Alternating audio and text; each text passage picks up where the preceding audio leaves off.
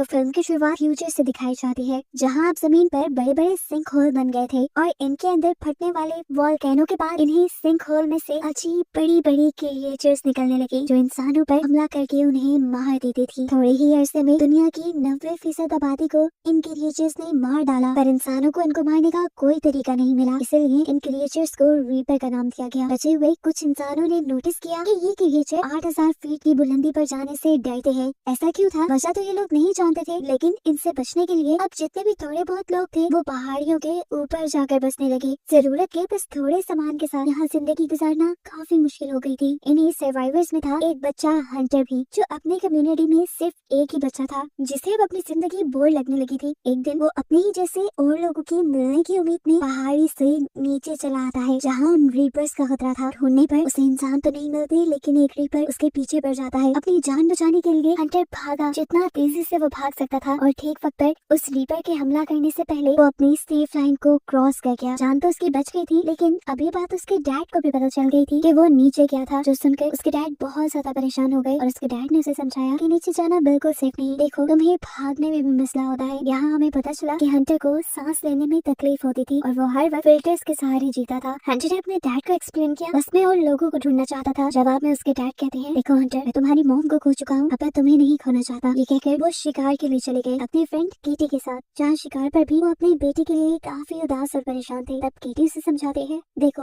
वो एक बच्चा है और बच्चे हमेशा नई चीजों को जानने के लिए बेताब होते हैं, तुम्हें उसे थोड़ी स्पेस देनी चाहिए। ये लोग जब अपना शिकार लेकर वापस आ रहे थे तो रास्ते में इन्हें दिखाई देती है प्रोफेसर नीना। वो रीपर के शेल पर नई नई बुलेट्स बनाकर एक्सपेरिमेंट कर रही थी। कोई तो उनकी बनाई हुई बुलेट उन रीपर को मार सकती थी। 3 साल हो गए थे उन्हें इस एक्सपेरिमेंट को करते हुए, लेकिन अब तक वो नाकाम थी। रात होने पर देखने को मिला कि हंटर की तबीयत बुरी तरह बिगड़ गई, तो देखकर विल भी परेशान हो गया और फौरन उसने जाकर हंटर का फिल्टर चेंज किया। उसके बाद उसकी तबीयत थोड़ी संभल गई। उसने देखा कि ये उसके पास लास्ट फिल्टर था और अब अगर उसे हंटर की जान बचानी थी तो उसे पहाड़ी से नीचे जाकर हॉस्पिटल से और फिल्टर्स लेकर आने थे। ये बात वो जानता था कि नीचे जाना बिल्कुल सेफ नहीं, लेकिन अपनी बेटी की जान बचाने के लिए उसके पास कोई दूसरी चॉइस भी नहीं थी। यही चीज वो जाकर प्रोफेसर नीना से डिस्कस करता है कि वो नीचे जाने वाला है और उसने नीचे जाने के लिए एक सेफ रूट भी ढूंढा है। लेकिन नीना को उसकी बात पे यकीन नहीं था, क्योंकि उसे लगता था कि नीचे कोई सेफ जोन नहीं, इसलिए वो उसकी मदद करने को इनकार कर देती है और विल अकेले ही जाने का फैसला करता है। कुछ वेपन्स लिए वो नीचे जाने के लिए तैयार ही था कि केटी भी उसके साथ आ गई, जो उसकी दोस्त थी। विल इसे साथ ले जाना तो नहीं चाहता था, लेकिन केटी उसे बताती है,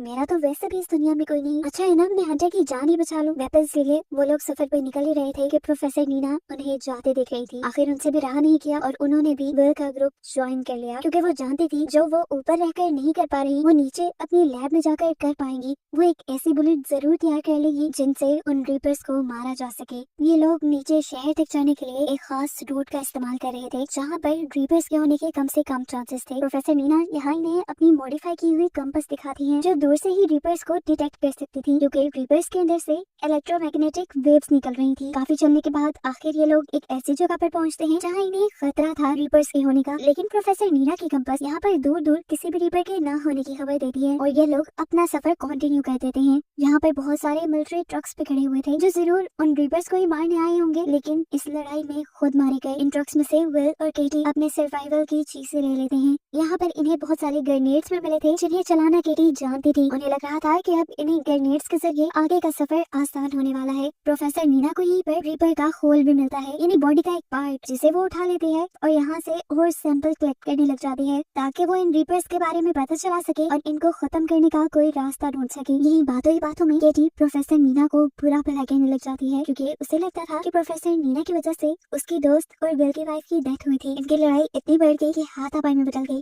अभी ये लोग इसी सब में थे कि अचानक उन्हें दूर से किसी रीपर के होने की आवाज सुनाई दी। आगे बढ़कर उन्होंने देखा ये कोई रीपर नहीं था, बल्कि यहाँ पर बहुत सारे घोड़े थे, और ये देखकर वो लोग हैरान हो गए कि रीपर्स जानवरों को नहीं मारते थे, वो तो सिर्फ इंसानों को मार रहे थे। ये लोग अब आगे चेन लिफ्ट तक जाते हैं, जहाँ से इन्हें अपना अगला सफर कंप्लीट करना था। यहाँ आने पर प्रोफेसर नीना को अपनी कंपास से यही करीब एक रीपर के होने का एहसास होता है। ये लोग जब इर्द गिर्द देखते हैं उन्हें एक तरफ की दरख्त दिखाई देते हैं, ये मॉन्स्टर वही था। अगर इन्हें अपनी जान बचानी थी तो फौरन यहाँ से भागना था। फिल और प्रोफेसर नीना बैठ जाते हैं चेयर लिफ्ट के अंदर, जबकि केटी इसकी पावर सप्लाई चलाने की ट्राई करती है। अब जैसे जैसे वो रीपर केटी के करीब आ रहा था, केटी घबरा रही थी। इसी घबराहट में वो रीपर के पास एक ग्रेनेड फेंक देती है, जिसकी वजह से वहाँ बहुत बड़ा धमाका तो हुआ, लेकिन रीपर को इस धमाके से कोई असर नहीं हुआ। ये लोग जल्दी से अपनी चेयर लिफ्ट ऑन करके उसे चला लेते हैं और दूसरी तरफ हमें दिखाया जाता है कि केटी टावर पर चढ़कर अब चेयर लिफ्ट के ऊपर चढ़ने की कोशिश में थी। वो टावर से जैसे ही चेयर लिफ्ट की तरफ जंप करती है तो बदकिस्मती से वो चेयर के ऊपर जंप नहीं कर पाई। वो गिरने ही वाली थी, लेकिन तभी उसे बेल ने हाथ पकड़कर बचा लिया। लेकिन इस सब के बावजूद भी मुश्किलें हल नहीं हुई क्योंकि रिपर अब बिल्कुल उनके पीछे आ चुका था और उनकी चेयर की केबल्स को बुरी तरह हिला रहा था, जिसकी वजह से इनकी चेयर लिफ्ट ही टूटकर नीचे गिर जाती है। और अब अपनी जान बचाने के लिए ये लोग वापसी का रास्ता अपना लेते हैं, यानी ऊंचाई की तरफ भागने लग जाते हैं जहाँ पर ये रीपर्स नहीं आ सकते थे। वापस आकर ये लोग अपने घरों को नहीं गए क्योंकि वो काफी दूर था। ये लोग एक रेस्टोरेंट में रुके थे जहाँ पर ये तीनों बातें करने लगते हैं। प्रोफेसर नीना ने बताती है कि जब ये मॉन्स्टर्स इस दुनिया के अंदर आए थे तब आते ही इन्होंने बिना सोए बिना रुके दुनिया के 95% लोगों को मार दिया, ऐसे जैसे ये इंसानों को ही मारने आए हों। लेकिन एक अजीब बात भी थी कि इन्होंने इंसानों को मारकर खाया नहीं और ना ही इन्होंने इंसानों के अलावा किसी और जानदार को मारा। इसी वजह से वो हमेशा से इसी डाउट में रही थी कि क्या किसी ने इन रीपर्स को सिर्फ इंसानों को खत्म करने के लिए तो नहीं डिजाइन किया, या शायद ये गॉड की तरफ से भेजे गए हों इंसानों को मारने के लिए। यही बातें करते करते केटी और प्रोफेसर नीना सो जाते हैं, जबकि विल को अपनी वाइफ के साथ बिताए कुछ लम्हे याद आने लगे, जिन लम्हों में उसने प्रोफेसर नीना के बारे में भी बात की थी। वो और प्रोफेसर नीना पार्टनर थी और विल की वाइफ हमेशा से कहा करती थी कि प्रोफेसर नीना ही वो इंसान है जो रीपर्स को मारने के लिए जरूर कोई गैजेट बना सकती है। अगली सुबह हम देखते हैं ये तीनों अपने मिशन पे निकल गए थे। इन्हें अपनी जरूरत का सामान इकट्ठा करने के लिए नीचे शहर की तरफ जाने के लिए बढ़ गए थे। इस टाइम ये लोग एक टनल के जरिए से होते जा रहे थे। आधी टनल तो हाई अल्टीट्यूड पे थी, यानी 8000 फीट की बुलंदी पर थी, जहाँ पर ये रीपर्स नहीं आ सकते थे। लेकिन बाकी आधी टनल का हिस्सा बिल्कुल नीचे की तरफ था, जहाँ पे रीपर्स के होने का खतरा था। इस सब के बावजूद भी ये लोग इस टनल के अंदर बढ़ते रहते हैं। यहाँ पर विल ने प्रोफेसर नीना को ये नहीं बताया था कि उसकी ये कंपास अंडरग्राउंड नहीं चलेगी। काफी घंटों के सफर के बाद इन्हें एक बुरी खबर ये पता चलती है कि टनल की दूसरी एंट्रेंस तो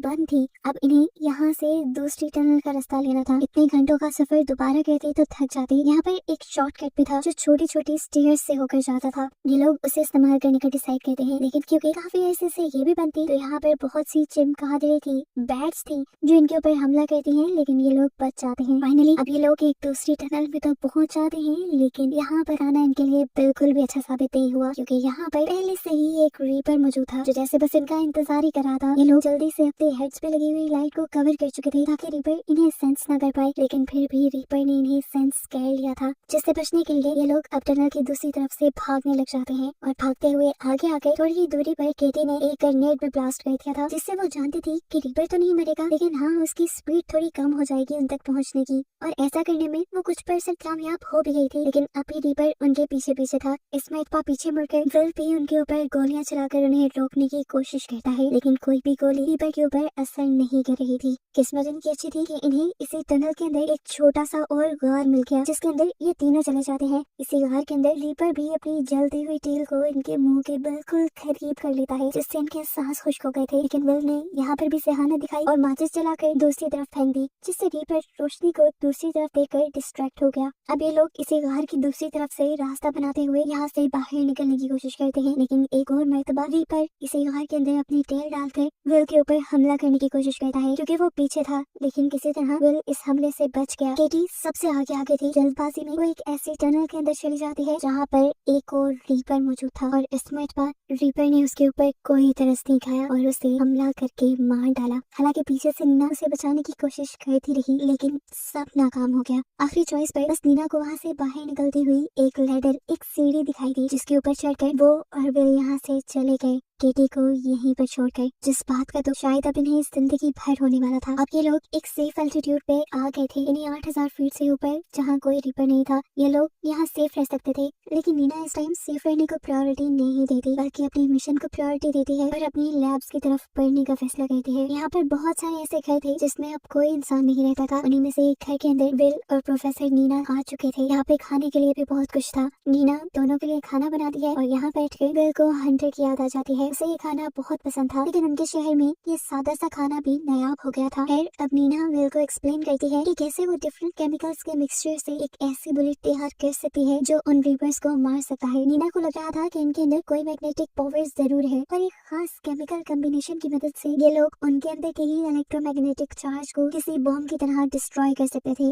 जिससे उन रीपर्स के मर जाने का 90% तक चांस है। विल को उसकी बातों पे बिल्कुल यकीन नहीं था और अब विल को तो इस बात पे भी यकीन नहीं आ रहा था कि नीना की फ्रेंड यानी विल की वाइफ वो नीना की इस थ्योरी पे बिलीव करती थी। खैर अगले दिन ये लोग लैब की तरफ बढ़ जाते हैं। पहला स्टॉप यहाँ पर विल ने एक हॉस्पिटल के पास किया था, जहाँ से उसे हंटर की मेडिसिन और फिल्टर्स लेने थे। गन लिए वो आगे बढ़े थे क्योंकि जानते थे कहीं ना कहीं से इनका सामना रीपर से हो सकता है। लेकिन अभी तक प्रोफेसर नीना की कंपस ने इन्हें किसी भी मॉन्स्टर के यहाँ होने का इशारा नहीं दिया था। फाइनली विल को भी हंटर की मेडिसिन मिल जाती है, जिसका वो स्टॉक अपने बैग में रख लेता है जितना वो रख सकता था। इसके बाद ये लोग तेजी से यहाँ से भागने वाले थे, लेकिन तभी उन्हें एहसास हुआ कि इस हॉस्पिटल के अंदर कोई रीपर छुपा हुआ है, जिसे नीना के कंपस ने डिटेक्ट इसलिए नहीं किया था क्योंकि वो कंपस अब खराब हो चुका था। ये लोग तेजी से उससे बचकर भागने की कोशिश करते हैं, लेकिन वो रीपर वॉल्स तोड़ते हुए इनके ऊपर हमला करने लग जाता है। यहाँ तक कि उसने तो अपने टेंटिकल की मदद से विल को कैद भी कर लिया था। यहाँ पर प्रोफेसर नीना बहुत ही होशियारी से पास पड़े फायर बॉक्स में से एक्स निकाल कर उस रीपर की टेल के ऊपर हमला कर देती है, जिसकी वजह से रीपर विल को छोड़ देता है। अब इन्हें फौरन यहाँ से भागना था, लेकिन भागने से पहले नीना यहाँ के सारे ऑक्सीजन सिलेंडर खोल चुकी थी,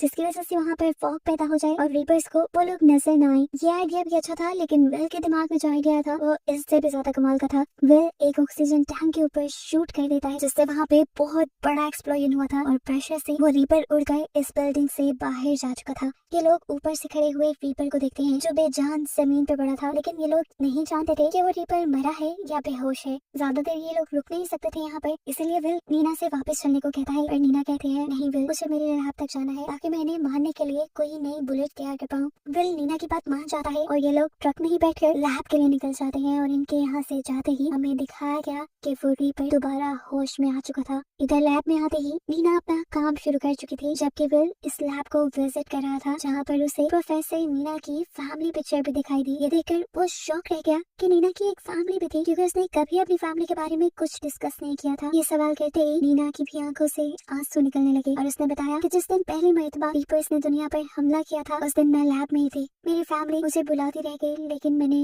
लैब में रहने का फैसला किया और मेरी ही वजह से मेरी फैमिली मर गई और आज मैं जिंदा हूँ। ये सुनकर फिर भी काफी इमोशनल हो जाता है। नीना दोबारा बात कंटिन्यू करती है और कहती है बस वो दिन था और आज का दिन मैंने इन रीपर्स से बदला लेने की ठान ली थी, और देख लेना मैं उनसे अपनी फैमिली का बदला जरूर लूंगी। ये बात करने के बाद नीना पीछे मुड़कर एक बुलेट शूट करती है रीपर के स्केल पर, लेकिन इस स्केल को अभी भी कुछ नहीं होता, जिसका मतलब था कि अभी उसकी बुलेट कंप्लीट नहीं हुई। ये देखकर वो विल से कहती है तुम जाओ अपने बेटे के पास वापस चले जाओ, मैं यहाँ पर तब तक रुकूंगी जब तक मुझे कोई सोल्यूशन ना मिल जाए, जब तक मैं कोई नई बुलेट ना बना लूं। विल भी नीना की बात मानते हुए यहाँ से चला जाता है, क्योंकि हंटर को उसके पास मौजूद मेडिसिन की ज्यादा जरूरत थी, जबकि नीना बुलेट्स बनाने में इतनी ज्यादा बिजी हो जाती है कि उसे एहसास ही नहीं होता कब उसकी लैब में एक रीपर आ जाता है। रीपर की आवाज सुनते ही उसने आंखें बंद कर ली और आंखें बंद करते ही उसे ख्याल आया कि उसने कुछ केमिकल कंपोजिशन तो ट्राई ही नहीं किए जो सच में काम कर सकते थे। ये ख्याल आते ही वो जल्दी से केमिकल्स मिक्स करते हुए एक नई बुलेट बनाने लगी, जबकि यहाँ रोड पे हमें दिखाया गया कि विल बहुत ही तेजी से ऊपर अपने टाउन की तरफ जाने की कोशिश में था, लेकिन तभी उसकी कार का एक पत्थर से टकराकर एक्सीडेंट हो गया और इस एक्सीडेंट की वजह से वो बेहोश हो गया। कुछ देर बाद जब उसे होश आया तो उसके करीब से भी एक रीपर की, एक मॉन्स्टर की आवाज आ रही थी। उसे अपनी जान बचाने के लिए जल्द से जल्द यहाँ से निकलना था। कार वो सीधी कर नहीं सकता था, इसीलिए वो कार के फ्रंट मिरर को तोड़ते हुए कार से बाहर निकल आता है और रीपर से बचकर ऊपर की तरफ भागने की कोशिश में लग जाता है। लेकिन इस मर्तबा शायद उसकी ये कोशिश नाकाम हो जाती, क्योंकि रीपर बिल्कुल उसके करीब था। इससे पहले कि रीपर उसके ऊपर हमला करता, विल को गोले की आवाज सुनाई देती है और सरप्राइजिंगली इस मर्तबा नई बुलेट से वो रीपर मर भी जाता है। गोली चलाने वाली और कोई नहीं बल्कि नीना ही, जिसने अपने नए एक्सपेरिमेंट से एक ऐसी बुलेट बना ली थी जो रीपर्स को मार सकती थी। उसने अपने पास मौजूद भी रीपर को इसी बुलेट से मारा था और अब वो विल को बचाने के लिए भी ठीक टाइम पर पहुंच गई थी। जब वो रीपर मरा था तो वाकई वहाँ पे एक बहुत बड़ा एक्सप्लोजन हुआ था, एक धमाका हुआ था, जिसका मतलब था कि नीना ठीक थी। इन रीपर्स के अंदर कोई इलेक्ट्रिक चार्ज था, जिन चार्ज में इलेक्ट्रिक कॉम्बिनेशन मिलने की वजह से वो ब्लास्ट हो गए। अब नीना और विल ने जब पास जाकर इस मरे हुए रीपर को देखा तो इन्हें मालूम हुआ कि ये रीपर कोई जानवर नहीं थे, कोई क्रिएचर नहीं थे, बल्कि ये रोबोट मॉन्स्टर्स थे जिन्हें बनाया गया था। जरूर किसी ने इन्हें सिर्फ इंसानों को मारने के लिए ही बनाया था। और ये बात समझते ही ये लोग शॉक हो जाते हैं। विल अभी भी कंफ्यूज था ये जानकर कि आखिर कौन हो सकता है जो इंसानों को मारने के लिए इतने सारे मॉन्स्टर्स को भेजे। नीना जवाब देती है एलियंस, या एलियंस के भेजे गए मॉन्स्टर रोबोट्स हैं। नीना ने विल को ये भी एक्सप्लेन किया कि ये 8,000 फीट की बुलंदी पे इसलिए नहीं आ सकते क्योंकि इनकी प्रोग्रामिंग में कोई गड़बड़ हो गई होगी, जिसकी वजह से हाई अल्टीट्यूड पे ये लोग फंक्शन नहीं कर पाते होंगे। फाइनली नीना अपनी बनाई हुई बुलेट से अपने रास्ते में आने वाले सारे रीपर्स को मारते हुए पहुंच जाती है अपने कैंप तक, जहाँ आज आज वो बहुत ज्यादा खुश थी क्योंकि उसने अपने दुश्मनों को मारने के लिए एक रास्ता खोज लिया था। वो यहाँ अपना एक पायरेट फ्लैग रेस करते हैं जिससे सभी लोगों को पता चल जाता है कि उन लोगों ने रीपर्स को मारने का कोई तरीका निकाल लिया है। सभी सर्वाइवर्स रीपर्स के साथ उनकी इस जंग के लिए तैयारी में लग जाते हैं और नीना के बताए फॉर्मूला से बहुत सारे बुलेट्स बनाते हैं, जिसमें से एक बुलेट पर इन्होंने केटी का नाम लिखा था क्योंकि नीना को लैब तक ले जाने की करीब कहीं ना कहीं उसे केटी नहीं दी थी, इसीलिए इसका क्रेडिट केटी को तो जाता ही था। बहुत सारी बुलेट्स बनाने के बाद ये सर्वाइवर्स अब रीपर्स के साथ अपनी जंग में लग जाते हैं और जितना हो सकता था ये लोग रीपर्स को मारते हुए अपनी जगह को वापस लेना शुरू कर देते हैं। जबकि यहाँ दिखाया जाता है कि नीना अभी तक उस रीपर की बॉडी को स्टडी कर रही थी जहाँ पर आज उससे मिलने के लिए दिल पे आया। ये लोग टेलीस्कोप लगाए आसमान की तरफ देख रहे थे जहाँ पर नीना को 3 बड़ी बड़ी स्पेसशिप आसमान से जमीन पर आती हुई दिखाई देती हैं, जिसका मतलब था कि इन्होंने जिन रीपर्स को मारा था उनके बारे में एलियंस को खबर हो गई थी और एलियंस अब इनसे पूरी जंग के लिए तैयार होकर आए थे। आगे अब क्या होने वाला था इसी मिस्ट्री के साथ ये मूवी यहीं पर खत्म हो जाती है।